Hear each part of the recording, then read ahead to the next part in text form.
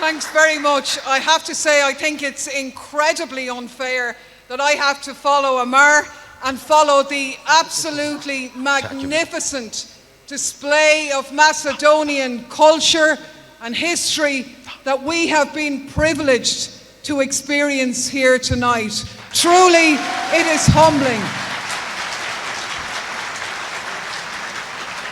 And it is really an honor for us to share your food, your city, to learn about your history and culture, and to meet your people. And critically, it's a privilege to stand in solidarity with Levitza as you meet and prepare for the next critical elections and the fight for a future of peace and security for the people of Macedonia.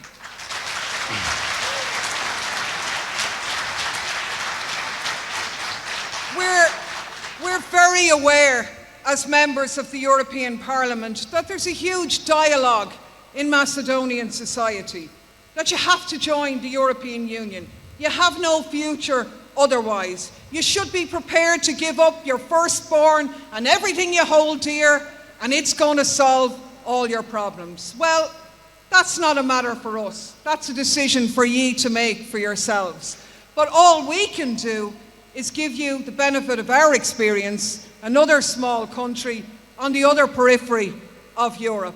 And Ireland joined the EEC as it was at the time in 1973.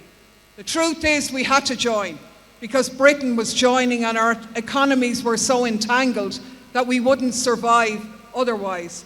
But we'd fought a long struggle to drive Britain out of most of Ireland, not all of it yet, but most of Ireland. And there was huge scepticism about the future in a European Union. Would it involve a loss of sovereignty? And I have to tell you that practically every single European treaty has been rejected by the people of Ireland. And if they give the wrong message, as they often do, then we have to vote again until we give them the right one. And you should realise that Ireland, because of our constitution, is the only country that has to put treaty changes to its people. So when they talk about the march to a militaristic, a chauvinistic EU that makes decisions on defence and foreign policy, those decisions are not being made in the name of the people of Europe, and the people of Europe have no say in that.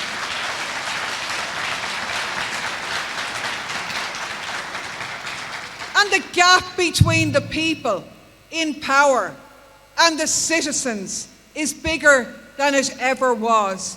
You'll have heard the talk from the mouthpieces of the European Union that they are in a battle fighting for democracy against authoritarian regimes, whatever that might be. But in that battle, the European Union itself is becoming increasingly authoritarian, where the right to have a different opinion, the right to march, to freedom of expression, to freedom of assembly is being curtailed in country after country around the EU. They talk about human rights and international law, yet they stand beside Israel and enable it to carry out a genocide in full public view. That could not happen without the support of the US and the EU. Not only are they silent, they are complicit in that situation. And if that's European values, well, it's the values of the old colonial powers. It's not the values of the people of Ireland. It's surely not the values of the people of Macedonia. And that is not the tradition that we stand in. Now,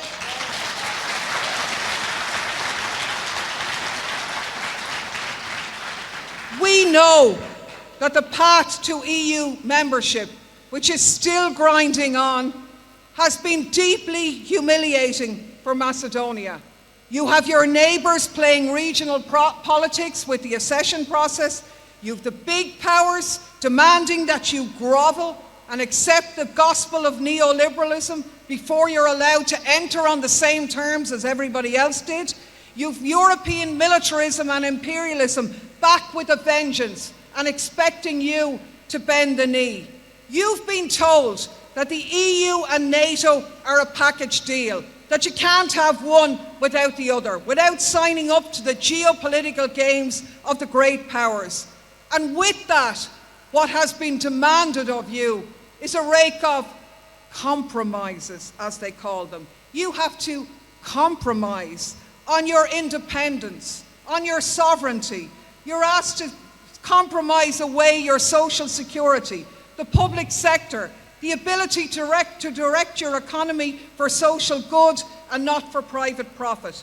You're asked to compromise on your memory of your history, of your identity, and even the name of your country. Dear God, how low does it get? But I can tell you,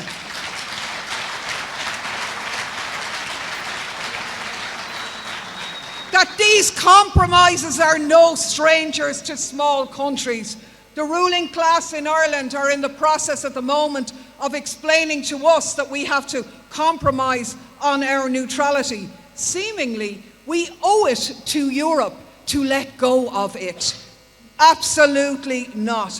At the very time when the world is militarizing like there's no tomorrow, at the very time the EU is backing Israeli genocide in Gaza, we are expected to put up, shut up, throw off our neutrality, join European common defence structures, and get in line behind what is now a clearly imperialist EU common foreign policy. Whether you're in or out of NATO, that's the name of the game. Well, we're not buying it, and we're certainly not paying for it.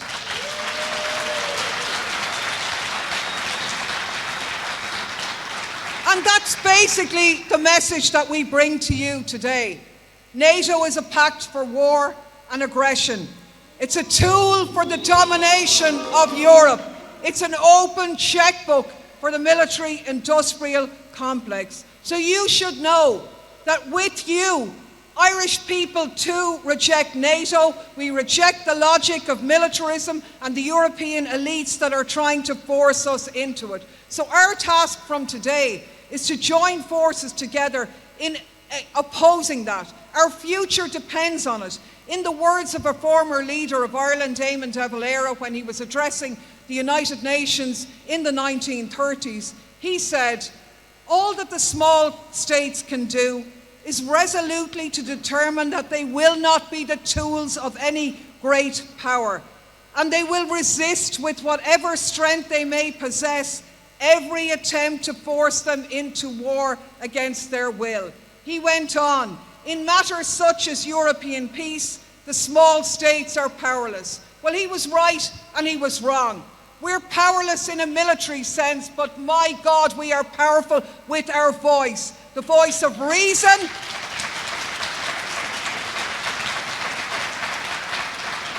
the voice of non-alignment that your country has such a proud history of.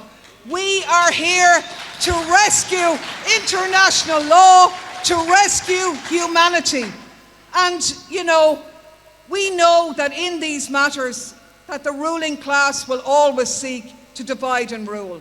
We see that clearly in the case of Macedonia, where you are being asked to allow the EU and the member states to play divide and rule with Macedonia's ethnicities, so that working class people can be divided against each other, so that fascism and revisionism can regain a toehold and go to work on turning back the position of the working class. Now, I don't need to tell you, your part of the world knows very well about divide and rules. Many lines were drawn and redrawn in the Balkans by the great powers, dividing peoples, nations, the working class, and it's always sectarianism they reach for. When there's any threat of working people acting together in their common interest, they intervene. We've seen that in Ireland over decades. We've had that experience too. And our answer, in summation, to the national question has always been, in the words of the great communist and socialist James Connolly,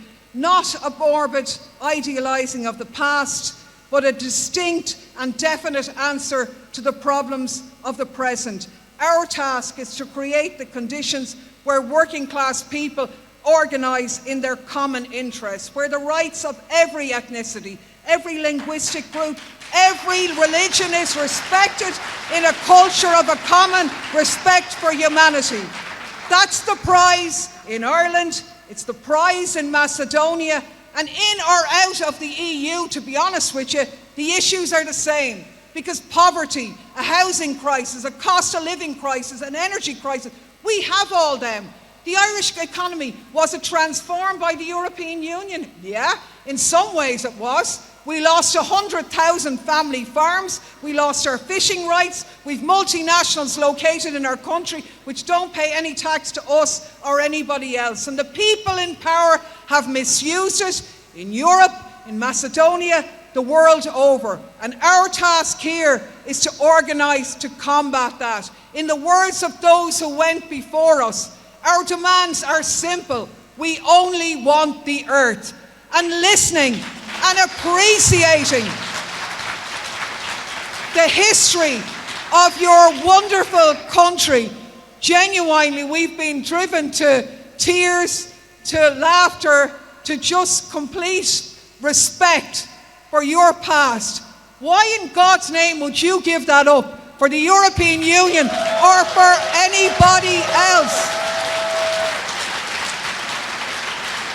You have to marshal that in the best spirit of internationalism represented by your history today. Thank you so much for allowing me to be part of your event.